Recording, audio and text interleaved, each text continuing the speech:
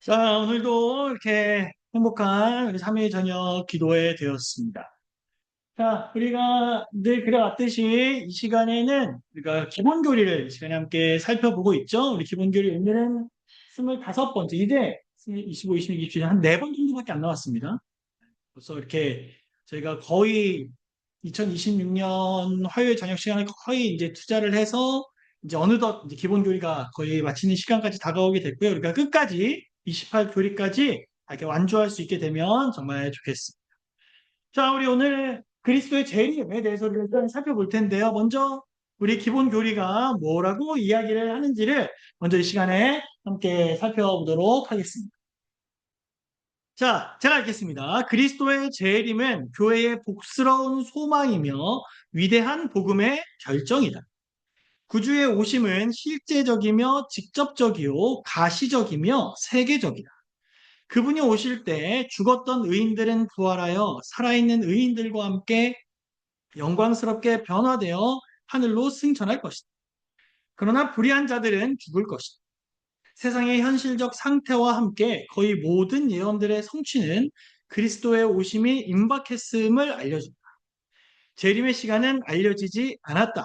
그러므로 우리는 언제나 준비하고 있어야 한다는 권면을 갖고 있다. 하는 것이 우리 기본 교리의 전체 내용이었습니다. 자, 우리가 이제 살다 보면 예상하지 못한 일들이 많이 생깁니다. 그렇죠? 내 생각과 내 계획과 내 어떤 뭐랄까 바램과는 전혀 상관없이 일이 흘러가거나 상황이 바뀌는 경우가 있습니다. 최근 들어 여러분들이 경험하셨던 예상하지 못했던 일들은 혹시 뭐가 있습니까?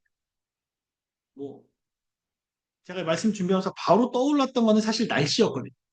왜냐면 지난주 토요일까지만 해도 너무 더웠어요. 아니 토요일이 아니라 금요일까지만 해도 너무 더웠어요. 근데 그게 계속돼서 야 다음 주도 큰일 났다 했는데 오늘 돼보니까 또 어떻습니까?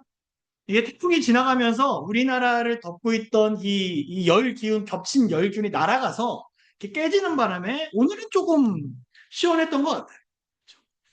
날씨조차도 우리가 매일 경험하지만 이 날씨조차도 우리는 예상하지 못하고 또 예상치 못한 방향으로 날씨가 흘러갈 때가 있어요. 또 어떤 경우가 있습니까? 비 온대. 그래서 우산 챙기면 비가 와요, 안 와요? 비가 안 와요. 비 안 온대. 그리고 우산 안 챙기면 어떻게 돼요? 비가 와요. 그런 것이.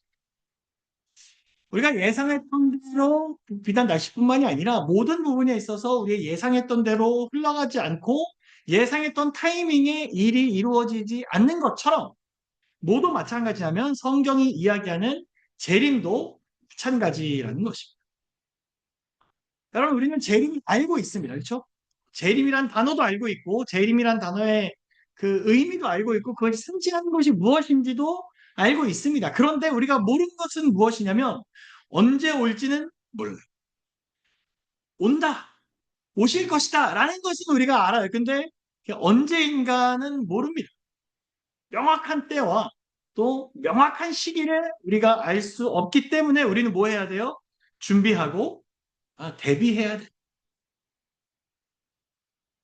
참 다행스럽게도 우리 성경은 그래서 이 재림이라는 걸 우리가 어떻게 준비하고 또 어떻게 대비해야 되고 또 무엇에 주목해야 되는지를 하나하나 잘 설명해 주고 있고요. 우리는 그것을 교리로서 이 시간에 함께 살펴보도록 하겠습니다.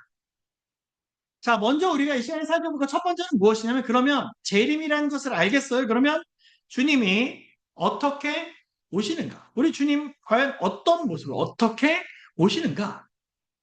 이 부분에 있어서 뭐 너무나 명확하게, 뭐 이거는 우리가 뭐 미혹되고 할 아예 그런 여지가 없게 명확하게 사도행전에 이야기를 해 놓았습니다. 같이 한번 읽어보겠습니다. 사도행전 1장 11절. 갈릴리 사람들아, 시작. 갈릴리 사람들아 어찌하여 서서 하늘을 쳐다보느냐 너희 가운데서 하늘로 올리우신 이 예수는 하늘로 하심을 본 그대로 오시리라. 자, 성경에 너무나 감사하게도 뭐라고 돼 있어요? 예수님이 이제 제자들 사이에서 완전히 승천하실 때 그때 제자들이 막 하늘을 바라보면서 야 예수님이 올라가신 것도 봤는데 언제 오시는가 언제 오실까를 막 지켜보고 있어요. 근데 그때 이제 천사들이 나타나서 해준 이야기가 뭡니까? 왜 보고 있냐? 왜 보고 있냐? 우리 주님은 어떻게 하실 것이다? 하늘로 가심을 본 그대로 오실 것이다. 그러니까 본 그대로 오신다는 거. 본 그대로. 그래서 우리 기본 교리는 이렇게 또 설명을 해 놓았습니다. 다른 말로 하면 그들은 방금 그들을 떠나가신 동일한 주님, 즉 어떤 영적 존재가 아닌 살과 피가 있는 몸과 개체가 있는 존재이신 분께서 이 땅에 오실 것이라고 말했다. 그러므로 그분의 재림은 그분께서 승천하실 때처럼 글자 그대로의 실제적인 것이 될 것이다. 성경에 뭐라고 돼 있어요? 그 올라가신 그대로 오실 것이다. 이렇게 되어 있기 때문에 그럼 이제 우리가 생각해야 되는 것은 무엇이냐면 성경에 글자 그대로 오신다고 하였으니 우리는 그 글자가 무엇인지를 이제 살펴보면 되는 거죠. 그렇죠? 예수님이 어떻게 오실지를 기록한 내용들을 성경에서 찾아보면서 확인해야 된다라는 거죠. 그럼 볼까요? 눈으로 볼 수 있는 재림. 우리 주님의 재림은 눈으로 볼 수 있습니다. 계시록 1장 7절 같이 한번 읽어보도록 하겠습니다. 볼지어다 시작. 볼지어다 구름을 타고 오시리라. 각인의 눈이 그를 보겠고 그를 찌른 자들도 볼 터이요. 땅에 있는 모든 족속이 그를 인하여 애곡하리니 그러하리라. 자, 볼지어다 주님이 오십니다. 어떻게 오신대요? 구름을 타고 오신대요. 그런데 중요한 것은 각인의 눈이 그를 어떻게 한다? 본다. 성경에 명확하게 기록되어 있어요. 근데 심지어 누구도 봐요? 그를 찌른 자들. 네, 그러니까 평소에는 너무 많이 읽었던 말씀인데 이 말씀 보면서 그를 찌른 사람들이 로마 군인들도 있겠죠. 그 로마 군인들도 부활할 텐데 그 로마 군인들이 예수님이 오신 걸 볼 때에 그들의 마음은 어떨까?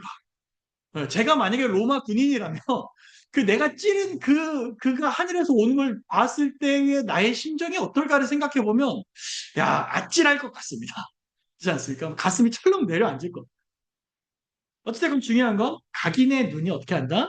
그를 볼 것이다. 우리 기본 교리는 또 이렇게 정리를 좀 해놓았어요.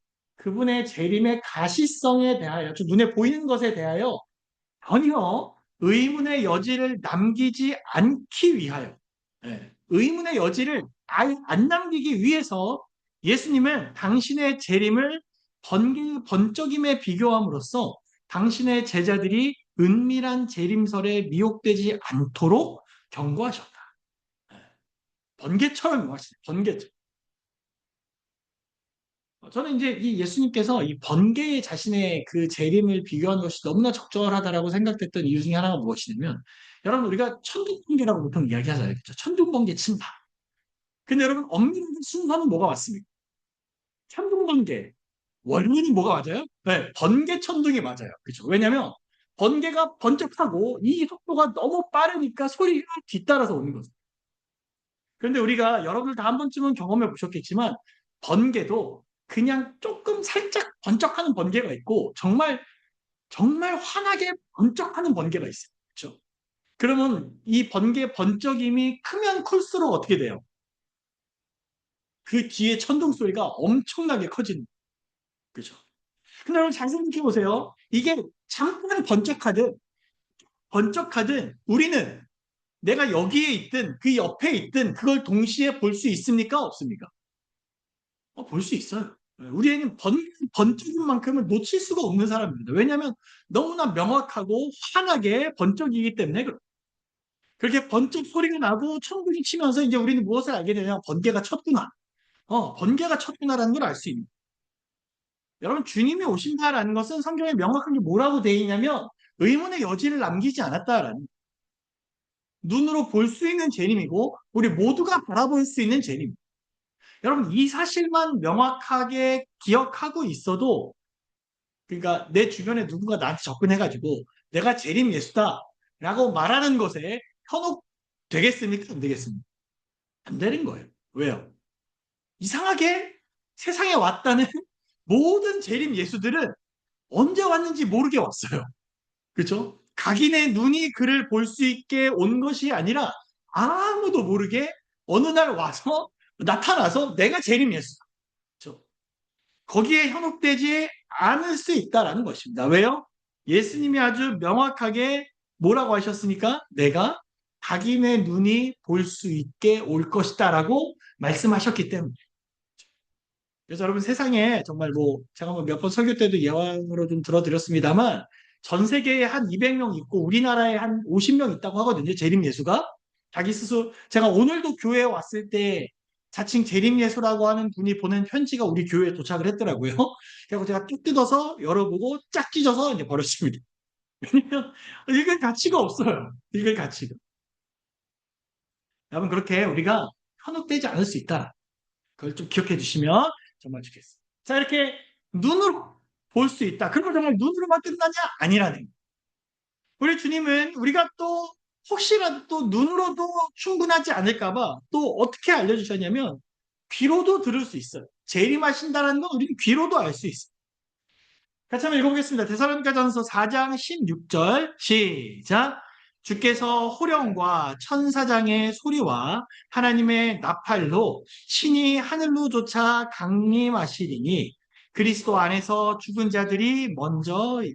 자, 미리 말씀드리자면 우리가 재림의 모습 속에서 일어나는 죽음과 부활의 모습은 우리가 다음 시간에 이 죽음과 부활을 다룰 때에 한꺼번에 다루겠습니다. 그래서 오늘은 재림이라는 파트 안에 물론 그 의인들이 어떻게 되고 악인들이 어떻게 되고까지 나오지만 그 부분은 오늘 다루지 않고요. 그 부분은 다음 주에 우리가 다루도록 하고요. 오늘은 그 재림의 모습과 의미 그런 어떤 준비에 우리가 더 집중해 보도록 하겠습니다. 자, 주님이 오시는데 어떻게 오신대요? 소령과 천사장의 소리와 또 하나님의 나팔로 그 소리가 들린다. 근데 모르겠어요. 주님의 호령을 우리가 들어본 적도 없을 뿐더러 천사장의 소리가 어떨지 우리는 아직 모릅니다. 아직 근데 뭐는 좀 알 수 있을 것 같아요? 하나님의 나팔이 나팔 소리만큼은 조금 유추해 볼 수 있을 것 같아요. 네, 근데 중요한 건 뭐냐면 주님이 조용히 오시더라도 우리가 눈으로 보는 것만으로 끝이고 조용히 오시는 것이 아니라 주님께서 내가 온다, 내가 지금 이 땅에 임한다라는 것을 그냥 온 세상에 이렇게 드러내시면서 소리를 내시면서 내려오신다. 제가 말씀 막 준비하다가 이 나팔 소리를 좀 어떻게 확인할 수 있는 방법이 없을까를 막 고민을 해보다가 제가 예전에 우리 교회 서중환앞에서 주관하는 이 패스파인더 캠프리 캠프에서 그 운영을 맡은 적이 있었는데 그때 순서 중에 하나가 그 이스라엘 사람들이 부는 이 뿔나팔 있죠. 그 소리를 직접 연주를 하면서 이 개척대원들이 행진 순서를 한번 기획했던 적이 있는데 그게 떠올라서 막 찾다 보니까 그 나팔 소리에 대해서 영상으로 좀 남겨놓은 게 있더라고요. 그래서 이런 나팔 소리면 우리가 좀 익숙하지 않을까라는 생각이 들어서 여러분께 좀 들려드리려고 합니다. 자, 그 전에 먼저 우리 기본기를 457장 7쪽 같이 한번 읽어보겠습니다. 그리스도의 시작. 그리스도의 재림을 온 세계가 알게 된다는 묘사에 덧붙여 그분의 재림이 눈으로는 물론이요 소리에 의해서 알려진다는 것이 성경상 주장입니다. 이 나팔 소리가 그분의 백성들을 모으는 일에 수반된 비밀리에 오시는 일이란 비밀리에 오시는 일이란 그래서 내가 지금 들려드린 나팔 소리는 이스라엘 사람들이 이 명절 중에 나팔절이라고 있는데 이 나팔절에 실제로 나팔을 부는 그 소리가 있어서 여러분께 좀 소개를 좀 해드리려고 합니다.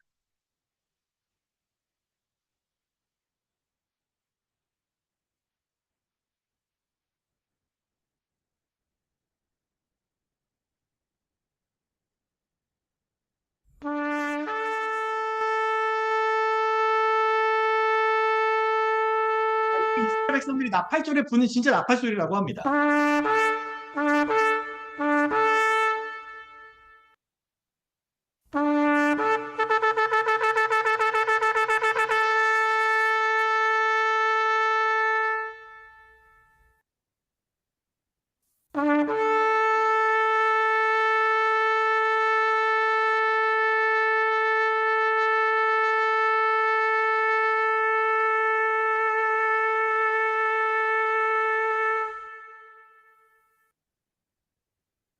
멋지지 않습니까? 이거 제가 한번 실제로 불어봤거든요. 이거 잘 안 불립니다. 제가 막 불러보려고 이렇게 애를 써도 저는 바람 소리밖에 안 나요. 이렇게 피식피식 바람 빠지는 소리밖에 안 나고 엄청나게 잘 부는 거죠. 이거를 이제 이 나팔절을 쉽게 말하면 이스라엘 백성들에게 있어 새해와 같은 개념이거든요. 한 해가 새로 시작되는 개념이라고 보시면 됩니다. 이때 이 사람들이 높은 곳에 올라가서 이 나팔을 불면 그 지역의 모든 사람들이 이 소리를 들을 수 있는 거예요. 그러면서 이 의미가 우리가 방금 살펴봤죠. 누가 오신다? 그분이 왕이 오신다라는 그 소리를 알려주는 이 나팔 소리를 들으면서 알 수 있다라는. 우리도 마찬가지 아닐까요? 우리 주님께서 오실 때에 조용히 몰래 이렇게 오시는 것이 아니라 온 세상이 알 수 있도록 이렇게 드러내면서 나팔을 부시면서 오시기에 몰래 숨어서 오시거나 몰래 이미 오셨다거나 이런 일은 성경상에 존재하지 않는다라는 것을 여러분이 꼭 기억해 주시면 감사하겠습니다. 자, 그러면 우리가 이제 주님이 오신다라는 것도 알았고, 주님이 어떻게 오실지도 알았고, 그때 무슨 소리가 날지도 알았어요. 이건 다 알겠는데, 딱 하나 우리가 절대 모르는 게 있습니다. 절대 알 수 없는 게 있어요. 그게 뭐예요? 죄송합니다. 그게 뭐예요? 예상은 못해요. 예상하지는 못해요. 데살로니가전서 5장 2절부터 3절 제가 읽겠습니다. 주의 날이 도적같이 이를 줄을 너희 자신이 자세히 알미라. 저희가 평안하다 안전하다 할 그때에 잉태된 여자에게 해산 고통이 이름과 같이 멸망이 호련히 저희에게 이르리니 결단코 피하지 못하리라. 우리가 다른 건 다 알아요. 주님의 오시는 주님이 오신다는 그 말씀도 알고 어떻게 올라가셨는지도 알고 어떻게 내려오실 것도 알고 내려오실 때 어떤 소리가 날 것인지도 다 알아요. 근데 딱 하나 언제 오실지 몰라요. 언제 오실지. 아, 임박했다고는 하는데 임박했다고. 이렇게 혼이 임한다라고 했을 때 여기 뭐라고 비유를 해놨냐면 도적같이 이른다라고 이야기해 놨어요. 정말 갑자기 임하는 것이죠. 예상치 못했던 순간에 임한다라는 것이죠. 이 내용은 성경에서 정말 잘 드러낸, 정말 아주 잘 묘사한 성경 이야기가 있습니다. 그게 무엇인지 아십니까? 바로, 바로 노아의 홍수입니다. 노아의 홍수. 여러분, 홍수가 왜 일어났죠? 노아 홍수는 왜 일어났습니까? 당시에 사람들이 어땠어요? 하나님께서 이 세상을 창조하시고 정말 너무 잘 이렇게 하면 좋겠는데 당시에 사람들의 모습이 어땠습니까? 너무 악했어요. 네, 악하고 죄악에 물들고 세상 것만 탐하고 그래서 성경에 보면 하나님께서 이 사람 창조하신 것에 대해서 어떻게 하셨다고 나와요? 아, 후회하셨다고. 그러니까 하나님께서 보시기에 내가 정말 후회된다라고 말할 정도니 이 사람들이 얼마나 이 하나님을 떠나서 살고 있었겠습니까? 결국 하나님은 모든 걸 쓸어버리기로 결정을 하셔요. 그러나 여기서도 참 중요한 것이 하나님은 내가 이걸 다 쓸어버려야지라고 생각하셨으니 정말 아무런 징조 없이 갑자기 쓸어버리지 않으셨어요. 노아로 하여금 기별을 주시고 그로 하여금 방주를 짓게 하시면서 정말 긴 기간 동안 방주를 지으면서 사람들로 하여금 그것을 보고 그 이유를 알고 하나님의 심판에 대해서 기억하고 준비하고 대비할 수 있도록 하나님께서 그 기간을 분명하게 주셨다라는 거예요. 근데 사람들은 어떻게 했죠? 사람들은 어떻게 했어요? 듣지 않았죠. 오히려 뭐 합니까? 노아를 조롱합니다. 아니, 일단 비라는 것도 이 사람들이 본 적도 없을 뿐더러 배를 만들려면 어디에 만들어야 돼요? 강이나 바다나 이런 데다 만들어야지 왜 정말 엄한 산꼭대기에 왜 배를 만들고 있는가 하는 사람들이 다 조롱하죠. 아무리 노아가 자신에게 그 주신 하나님의 말씀을 설명한다 하더라도 사람들이 다 듣지 않는 것입니다. 결국 그들은 어떻게 합니까? 그리스도께서는 홍수전 세상이 홍수에 의하여 예기치 않게 멸망된 것과 당신의 오심과를 비교하심으로 동일한 점을 강조하십니다. 비록 노아가 여러 해 동안 홍수가 있을 것을 전파했지만 대부분의 사람들에게는 그 일은 불시에 닥쳐. 당시에 두 부류의 사람들이 있었는데 한 부류는 노아의 말을 믿고 방주 안에 들어가서 구원을 받았고 다른 부류는 방주 밖에 머무는 길을 택하여 홍수가 나서 저희를 다 멸하였다. 불씨. 아무리 기별을 보여줬어도 사람들은 듣지 않았어요. 그럼 그들에게는 그 홍수가 어떻게 닥쳐오는 거예요? 불씨에 닥쳐오는 거예요. 그러면 노아에게는 불씨가 아닌가요? 아마 노아도 정확하게 몇 날, 몇 시, 몇 분, 몇 초에 비가 올 것이니 그때까지 방주를 만들어라라는 말씀을 듣지는 않았을 거죠. 성경에 그런 기록은 나오지 않습니다. 다만 방주가 완성되면 그러면 이제 하나님께서 이 천사가 문을 닫으면 그걸로 이제 끝이라는 말씀은 있지만 정확한 때시는 알려주지 않았어요. 그래서 노아도 이 방주를 만들면서 동시에 뭐 하는 시간입니까? 그 시간이 하나님의 그 홍수 주시는 그 약속을 믿고 그 약속의 성취를 준비하고 대비하는 같은 기간입니다. 여러분, 우리도 상황 자체는 다르지 않습니다. 왜죠?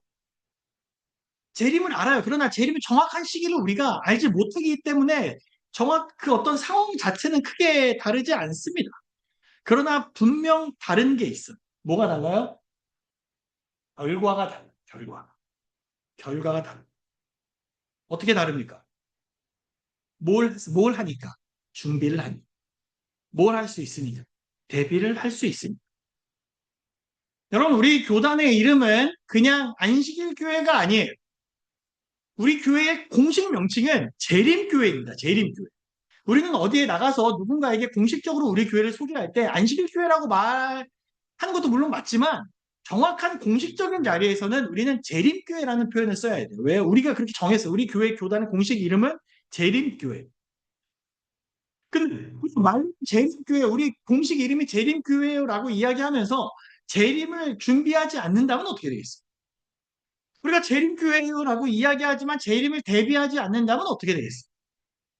물론 모든 사람들이 함께 재림을 준비하고 대비해야 되지만 그 기별을 알고 있는 우리만큼은 정말 다른 결과가 나올 수 있도록 정말 명확하게 준비하고 대비를 해야 된다는. 그럼 어떻게 할 수 있을까요? 하나님께서 우리에게 미리 알려주신 것들을 확인하는 것입니다. 그것을 우리는 뭐라고 이야기하냐면 바로 재림의 징조라고 이야기합니다. 재림의 징조. 누가복음 21장 9절 같이 한번 읽어보겠습니다. 난리와 시작. 난리와 소란의 소문을 들을 때에 두려워 말라. 이 일이 먼저 있어야 하되 친 곧 되지 아니하니라.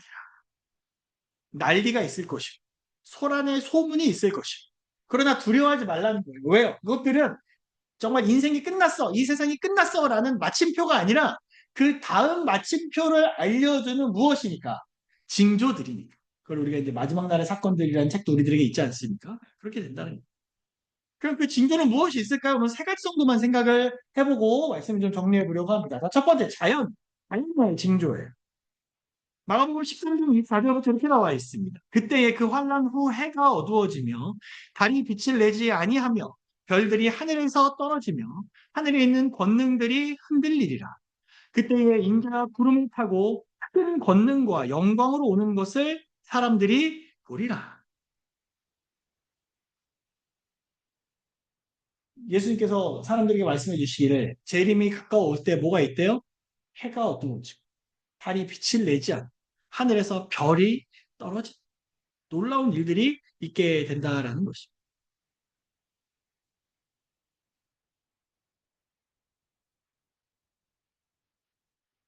아니 원래 가운데 그림이 흑암이기는 한데 정말 저렇게 까만 흑암은 아니고 좀 뭔가 살짝 보이는 이미지상으로는 좀 보이는 흑암인데 이 줌으로 접속하신 분들이 화면은 어떨지 모르겠습니다. 근데 현장에서는 진짜 흑암밖에 안 보이네요. 자, 우리가 이제 이 재림의 징조에 대해서 이야기할 때 1755년 11월 1일에 있던 그 리스본에 있었던 대지진 그리고 1780년 5월 19일 북아메리카에서 있었던 흑암의 사건 그리고 1833년 11월 13일에 하늘에서 엄청나게 별들이 떨어지는 그 유성호 사건들을 우리가 이야기합니다.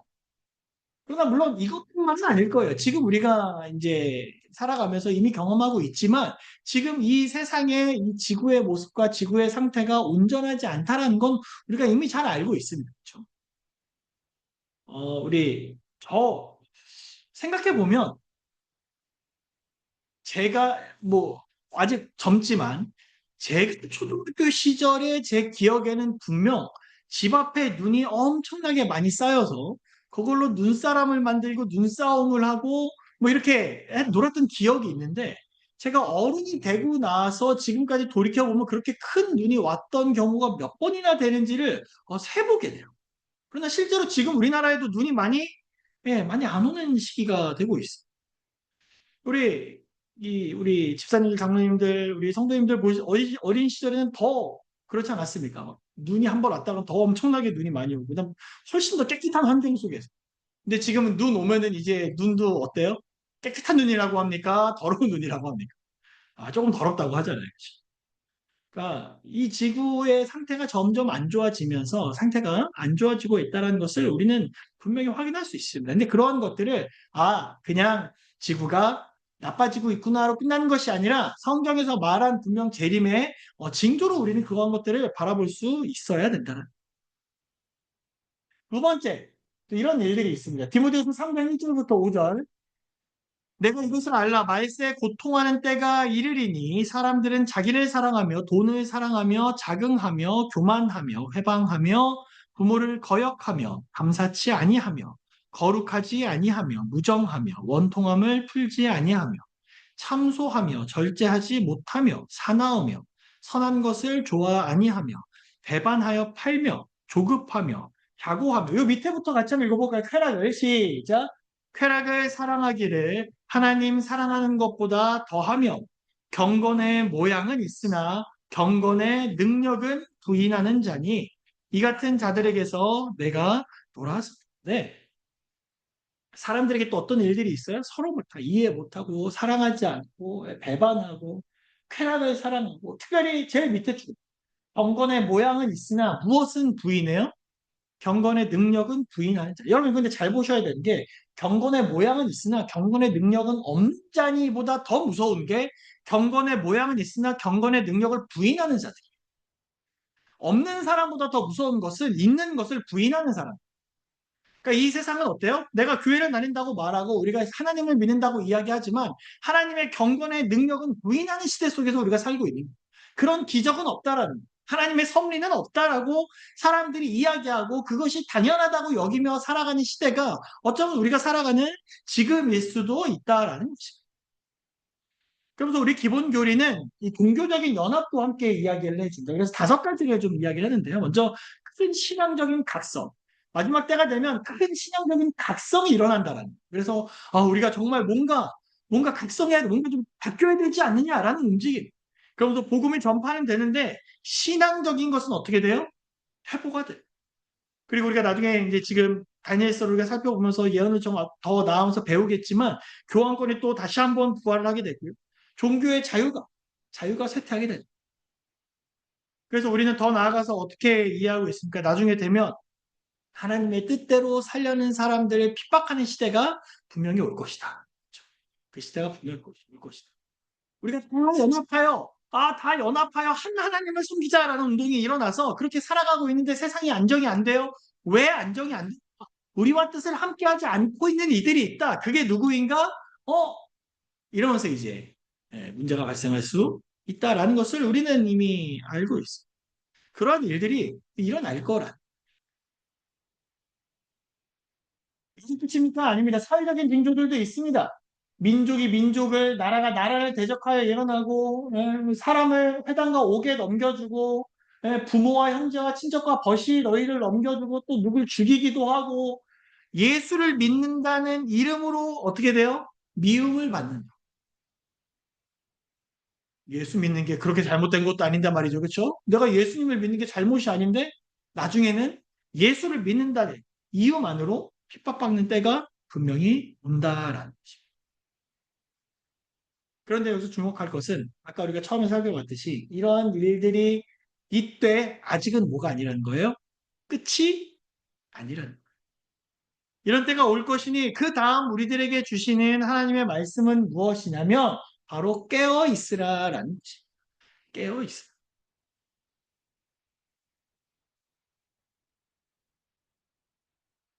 여러분 우리는 재림 성도로서 분명히 깨어 있어야만 하는 사람들임을 꼭 기억해 주시길 간절히 깨어 있어도 됩니다. 혹은 뭐 깨어 있어야 하지 않을까요가 아니라 재림 성도라는 이름을 갖고 있기에 우리는 반드시 깨어 있어야만 하는 사람들인 것 같아요.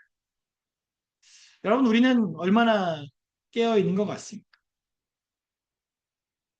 가끔 이렇게 뭐 설교 준비를 하거나 아니면 뭐 일이 있어서 한 늦게 막 늦게까지 작업을 하거나 새벽까지 작업을 하는 경우가 종종 있는데 그럼 한 2시나 3시쯤 이렇게 되면 설교를 준비하건 설교를 하겠어. 설교를 막 준비하고 있다가 제가 지금 설교를 준비하고는 있는데 눈은 뜨고 있는데 이렇게 뭔가를 쓰려고는 하고 있는데 아무것도 써지지 않고 정신이 몽롱한 순간이 와요. 예, 이 잠을 자는 것도 아니고 깨어있는 것도 아닌 그 약간 그 중간에 있는 그 어중간한 타이밍이 있습니다. 그러면 아무 생각도 안 나고 아무것도 준비가 안 되는 그 몽롱한 상태가 있어. 제가 말씀을 준비하면서 혹 내가 그런 상태인 건 아닌가라는 생각을 다시 한번 하면서 스스로 좀 돌아보게 되더라고요. 재림성도, 나는 재림교인, 우리는 재림교회, 재림을 준비하는 사람들, 그런데 나는 과연 얼마나 또렷하게 깨어있는 사람들. 우리 기본교리에 있는 문장 그대로 좀 여러분들께 소개를 해드리고 싶습니다. 갑자기 한밤중에 지상 역사에 있어서 가장 어두운 시간에 그들은 보라, 신랑이로다 맞으러 나오라는 부르짖음을 듣는다. 이제 두 부류의 사람들에게 구별이 생긴다. 어떤 사람들은 신랑을 맞을 준비를 갖추지 못했다. 이 어리석은 처녀들은 위선자들이 아니었다. 그들은 진리, 곧 하나님의 말씀을 존중했다. 그러나 그들은 기름을 갖지 못했다. 그들은 성령으로 인침을 받지 못했다. 그들은 외형적인 행위로 만족해왔고 예수 그리스도의 반석 위에 떨어지지 않았다. 그들은 경건의 모양은 가졌으나 하나님의 능력은 없었다. 신랑이 올 때 오직 준비된 자들만이 그분과 함께 혼인잔치에 참여한다. 그리고 문은 닫힌다. 마침내 기름을 사러 간 어리석은 처녀들이 돌아와서 주여 주여 우리에게 열어주소서라고 부르짖는 그러나 신랑은 내가 너희를 알지 못하노라고 대답한다. 그리스도께서 이 땅에 오실 때 그분을 사랑하는 어떤 사람들에게 이런 말씀을 하신다면 얼마나 슬픈 일이겠습니까? 그분은 경고하셨다.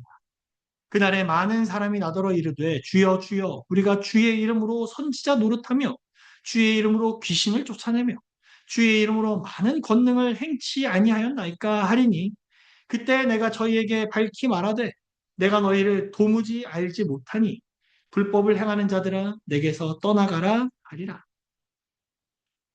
홍수전에 하나님께서는 노아를 보내셔서 홍수전 사람들에게 다가오는 멸명을 알려주셨다. 똑같은 방법으로 하나님은 그리스도의 오심을 위하여 세상을 준비시키고자 경고의 삼중기별을 보내고 계십니다. 하나님의 자비의 기별을 받아들이는 모든 사람은 재림을 바라보고 기뻐할 것이다. 그들에게는 어린 양의 혼인잔치에 청함을 입은 자들이 복이 있도다는 보증이 주어져 있다. 진실로 그분은 구원에 이르게 하기 위하여 죄와 상관없이 자기를 바라는 자들에게 두 번째 나타나실 것이다. 구속주의 오심은 하나님의 백성의 역사에 영광스러운 클라이막스가 될 것이다. 그것은 그들이 구원받는 순간이다. 그러므로 그들은 감격과 기쁨으로 이는 우리의 하나님이시다. 우리가 그를 기다렸으니 우리는 그 구원을 기뻐하며 즐거워하리라고 외친다. 우리가 예수 믿는다고 열심히 살았는데 나중에 주님이 나는 너가 누군지 모르겠다 이러면 너무 슬플 것 같아요.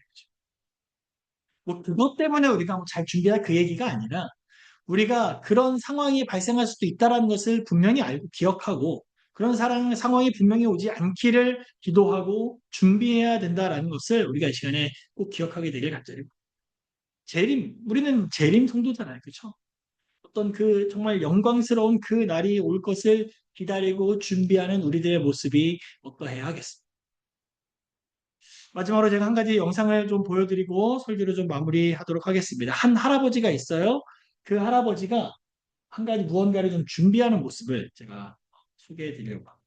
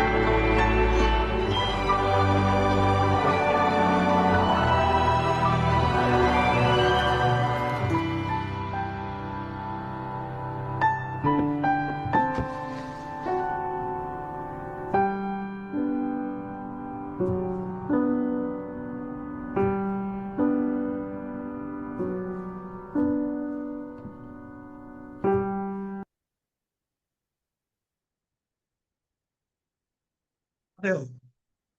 처음에 도대체 무슨 내용인지 모르시겠죠? 나중에 보니까 결국 이 할아버지가 뭐 한 겁니까? 이 무공을 계속 든 이유가 언제를 준비한 거예요?